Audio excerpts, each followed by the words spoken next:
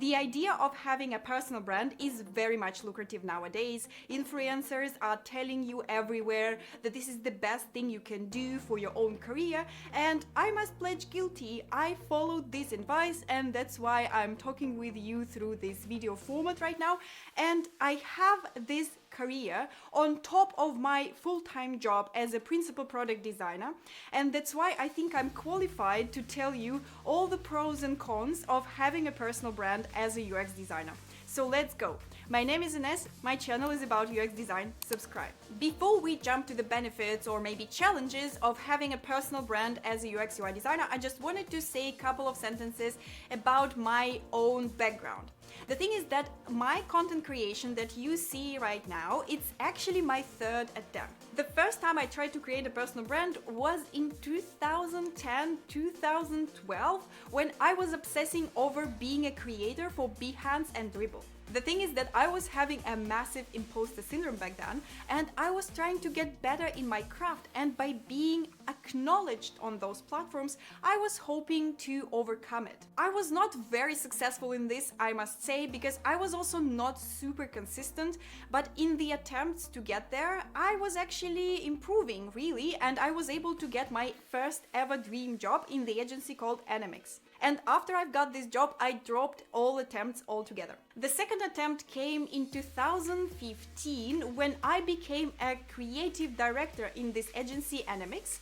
And I was actually also having sort of an imposter syndrome because I was still young. I don't know if I knew what I was doing, and I started writing articles and doing public speaking just to get some credibility in the local community. And I was actually quite good in it in this time. I started also teaching UX UI design in schools, not my schools as I have it right now, but some other schools as a lecturer, as a mentor. So I think it was quite good, and I still meet some people that know me from that time, which is quite interesting. But then in 2019, I switched to being a product designer in tech companies, which I consider maybe a new career step for me, and I was too focused on getting better in this new environment, so I dropped again all my attempts and all my efforts in building my personal brand.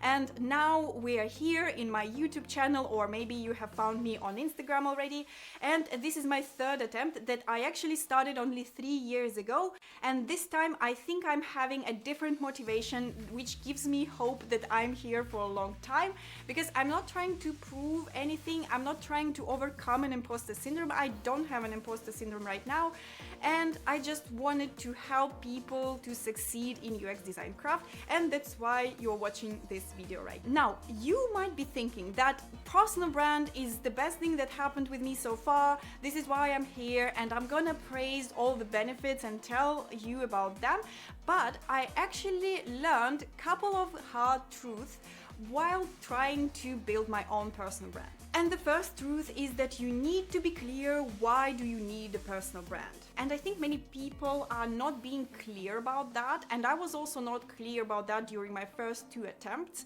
because I was not aware about the hidden motivation that I had of overcoming an imposter syndrome. I think when I was driven by this motivation, it was virtually irrelevant for me who is the audience of my content, what is my end goal looks like. I was just trying to post it and to get any feedback, and I think I would do better and I would overcome my imposter syndrome faster if I were clear about what I would want to achieve, because I was posting a mixture of projects. I was sometimes posting projects that are clearly client focused, and sometimes projects or articles that are more targeted for UX designers. I think at that time I needed the appreciation from the design community the most, but I was not super intentional about targeting them. I honestly think it's better when you think about that first and you are being clear who are you creating this content for. Do you want to impress designers? Do you want to get a network of hiring managers? Do you want to establish yourself among startup founders? So those questions that are possible to answer in the beginning, or at least in short after you have started, and this will guide your content, and then you will know if you've reached your goal or not.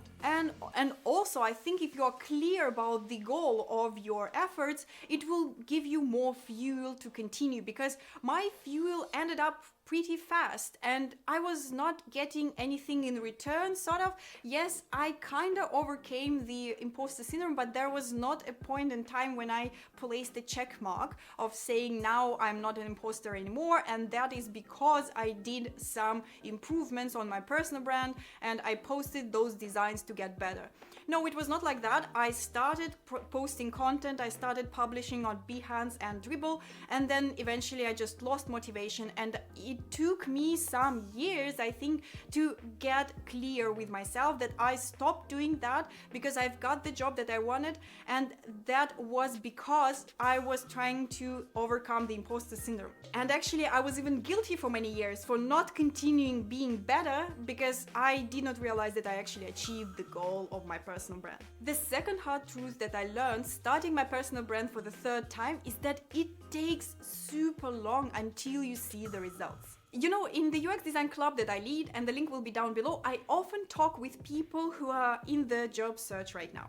And they are asking me if they should start creating content and being active on LinkedIn, for example, to ramp up their personal brand. Of course, if you are interested in that and you have loads of time during your job search, you can try, but I would set the expectations right. You will not be doing that long enough during your job search to provide a significant impact on your personal brand. The thing is that on average, people are searching for a job for 3-6 months. Of course, some people are doing this longer, but you have to be present there for years. You have to be really persistent to get remembered and to get credibility from the online community. So if your goal is just to pass by time, is to maybe learn something new about UX design and also to digest it into some sort of content and to just ramp up your visibility on LinkedIn account just temporarily so that LinkedIn would recommend you on the top tier of active accounts, then well, why not? It's just like expect that this would be a temporary thing and that you would probably not be able to continue after you have found your job, and that probably will not give you like a lot of impact on your job search anyway, and you will still be doing reach outs and things like that. So it's not like people would suddenly see you as a sought after specialist just after posting on LinkedIn for 6 months or so. With that being said, those are truths that I would think you need to consider before even starting thinking about the personal brand. But on top of that, you have to consider some additional cons or challenges that comes with the package. So if you decide that yes, you would want to start a personal brand, you know your audience, you know why you are doing that, and you are ready to commit to that for a long period of time, then the first thing you need to account for is that it's gonna take you a lot of time during your week. The thing is that you really need to be persistent and you need to create content of a good quality. Unfortunately, the quality bar of online content is raising day by day, especially now when we all can create content with using AI.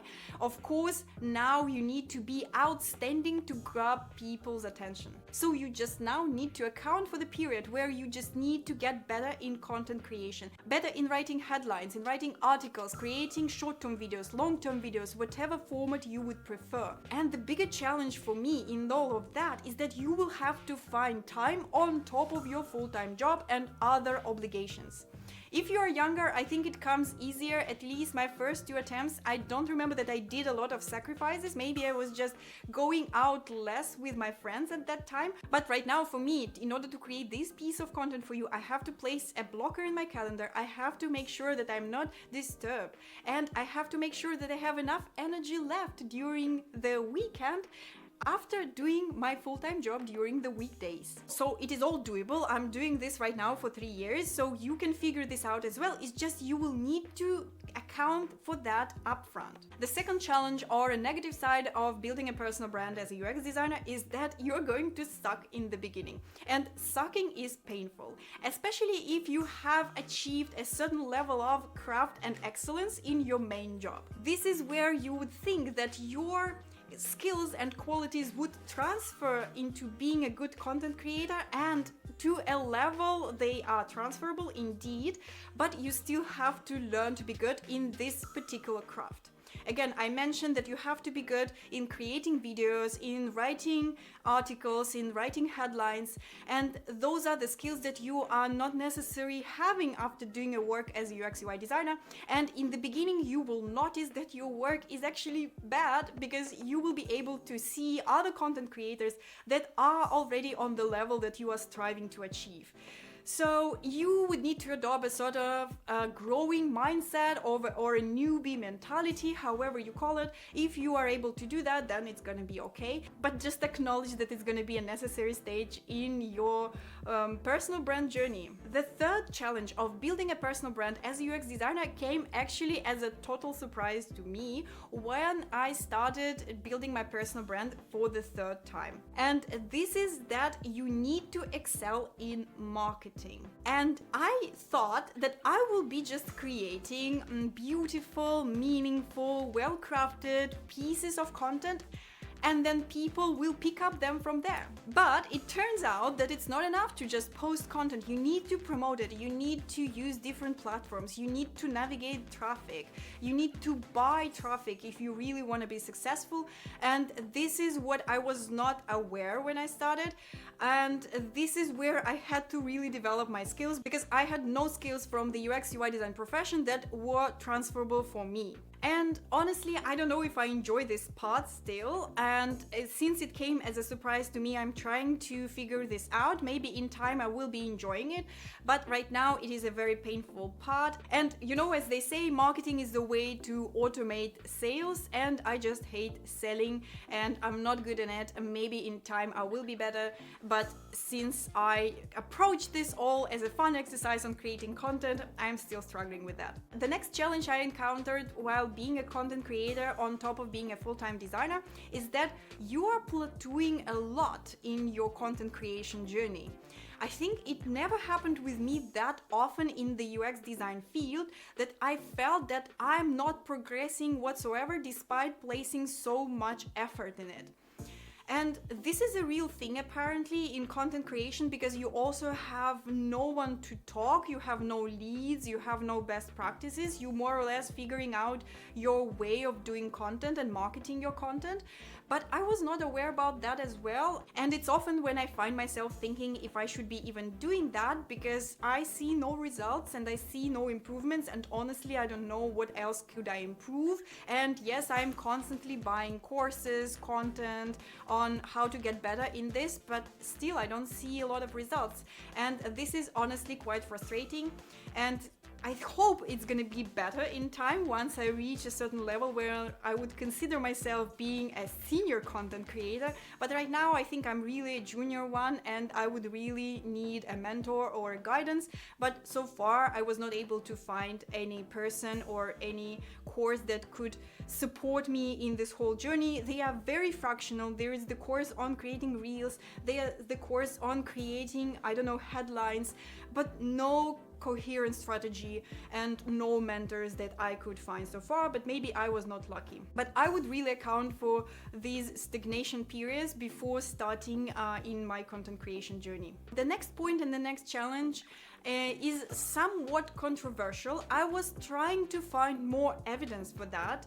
I was even doing research with ChatGPT, but I was not able to find any data.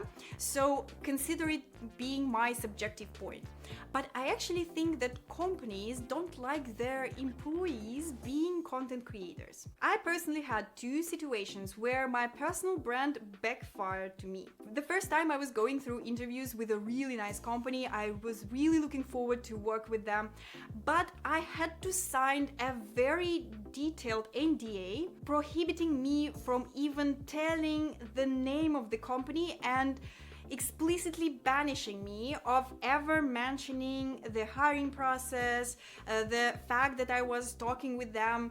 And honestly, that was quite discouraging. And I was not able to find any data on Glassdoor, for example, or just on internet. If other people are also signing up those agreements, I had a feeling that this agreement was created honestly for me or for people like me. And I could understand the intention, but it was still a bit discouraging, I would say. The second situation happened with me after completing certain stages with the company. It was a small startup, maybe less than 100 people, so I was not expecting any pushback on this topic. I thought it's gonna be even beneficial for them that I can promote the brand of being a good employer for UX UI designers. But instead, at the end, they told me that their founder don't believe that I'm gonna be dedicated enough to do the job, because I also have some work besides.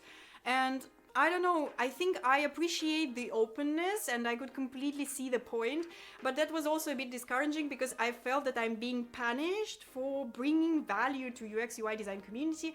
Maybe those were two exceptional situations. Maybe I was just unlucky, but I think it might be a bit of a downside of having a really flourishing personal brand, although I don't think my personal brand is that flourishing, but apparently I've reached the point where it goes beyond just posting professional articles on LinkedIn to being really fully visible and talking about my own experience day to day.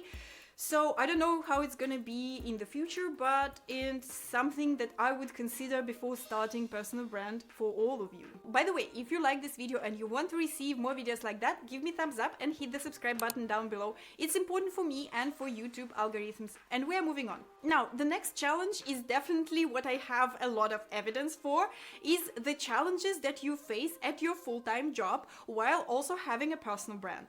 Because you have to be mindful about what do you talk about, you have to censor your content, and at least in Germany, you also have to get an agreement with your employer on being allowed to create those content.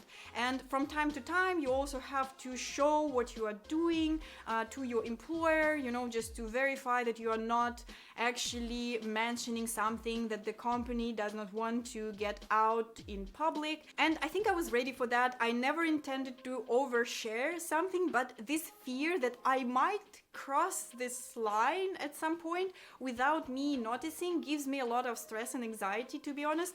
And I'm overthinking every piece of content that I publish, especially on my Instagram, because there I tend to publish stories, for example, where I talk what I do at work, how I go to the office, what did I do in the office. So I try to censor myself, and I have a feeling that I'm not telling everything. Maybe it's good that I'm not telling everything. Of course, I should not tell everything. It gives me certain boundary to adhere to, but it is not a very pleasant feeling, especially knowing that you are always being scrutinized by your own company. The last point I wanted to mention regarding the challenges of having your own personal brand while working as a UX designer is that many people, they believe that if you are doing content, if you are creating content, you are making millions. I must say it's not the case for me. It's even not the case for people that I know from the industry. We all, I think it's safe to say, we all get our major income from just doing UX UI design work. And as of for me, I don't know if I want to switch full time into being a content creator. I'm afraid to be burned out into doing this.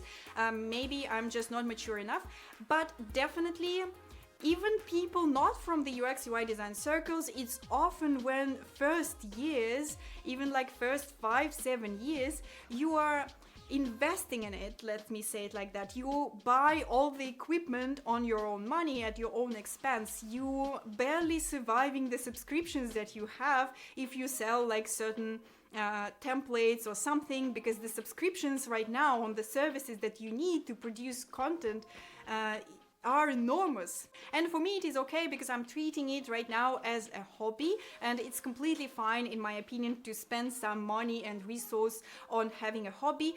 But if you approach creating personal brand with the idea of making millions, yeah, I would validate this hypothesis against the reality. But of course I'm still doing that despite all the challenges or obstacles that I just mentioned. So let's talk about the positive sides of having a personal brand. First of all, I mentioned that many times.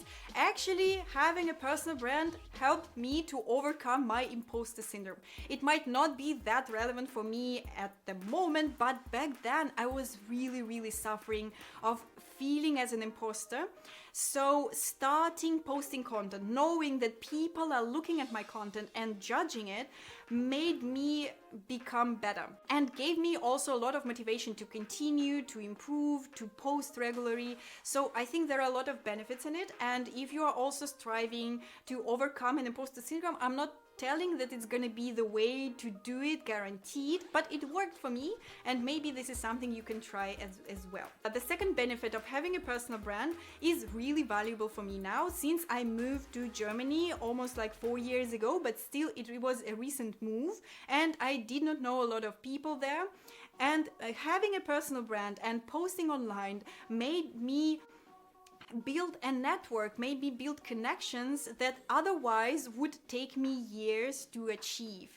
Because just I was able to get to the screens of many people, and now I often meet some people at conferences that approach me and say, hey, I know you from your Instagram or from YouTube, I like your content, let's chat, I'm doing this, what are you doing as of today? And it is quite nice. I think if I were not having that, I might be feeling quite lonely during this whole process of relocation and adjusting to the new country. I also didn't know German.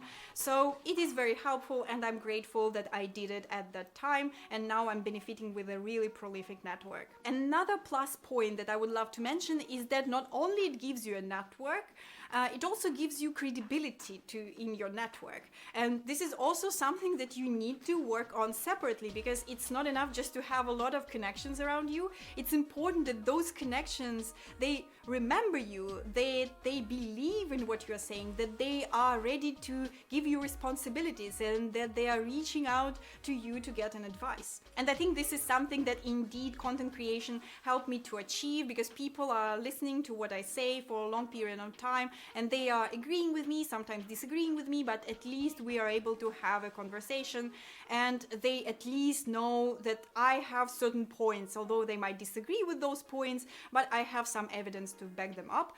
And especially YouTube helped me with that, because I think in Instagram you don't really get a chance to listen of how a person talks for a long period of time and to really know how do they see the world. So this is definitely a plus point, and I think I now feel a lot more safer in terms of having more opportunities if I need them, in case I would need to leave my job or I would want to leave my job. I think I can rely on my network. The fourth benefit that I get from having my personal brand is that in cases when I feel that I'm stuck in my career, in my major career, I can rely on my personal brand and I can experiment there. This is something I have encountered just recently. Last year, in the beginning of the year, I switched to being a design manager at my work because I was not sure if this is something I want to do, if I want to stay as a principal designer, what fits me best. I'm grateful that I could try both roles. But at the same time, I had a feeling for a long time before trying this switch that I was plateauing and I didn't know what to do else in my job to get better. And I was actually putting this effort and this energy to my content creation. And although, yes, I was mentioning that you are plateauing way more in content creation, at least this is my experience, but still you can kind of choose where to place your attention. And this is nice, because if I did not have this hobby, this content creation part, I think I might be really restless, having only my main career where I felt that I might be not moving anywhere. And the last point, the last benefit that I see from having a personal brand is that it gives me a peace of mind. Let me explain. The thing is that right now I am not earning much from doing this. I'm barely surviving the subscriptions that I have, and this is the bare truth. But still, I have a choice, I have an option. And if in case I will be laid off or I will burn out doing my major activity, my major job, I can sort of figure out something with the assets that I've built in my personal brand. And this gives you also the peace of mind, because you rely on your network. Now you have credibility in your network, but also you can always figure out projects that you can come up with out of thin air. You don't need an employer for you to earn something. And I feel that I can improve here. Of course, I can always improve in any area, but having options is always nice, and I think with the uncertainty that we have now in the world, this is something I'm really grateful for, and this is why I would start having a personal brand now if I had to do it one more time in 2025. So with that all being said, it's of course up to you to decide if you want to build a personal brand, and being a UX designer on top of your full-time job, this is for me the biggest challenge. But the benefits for me, they are really significant, and that's why I continue doing that despite the challenges, despite having less time on doing some other activities that I would otherwise be doing. But still, I'm happy with the balance that I have found, and hopefully this video would also help you to find this balance in your own life and to decide if you want to build a personal brand in UX design or not. And if you like this video and you want to receive more videos like that, then hit the subscribe button down below and click the bell. This way you will get a notification when a new video comes out. And I see you next time.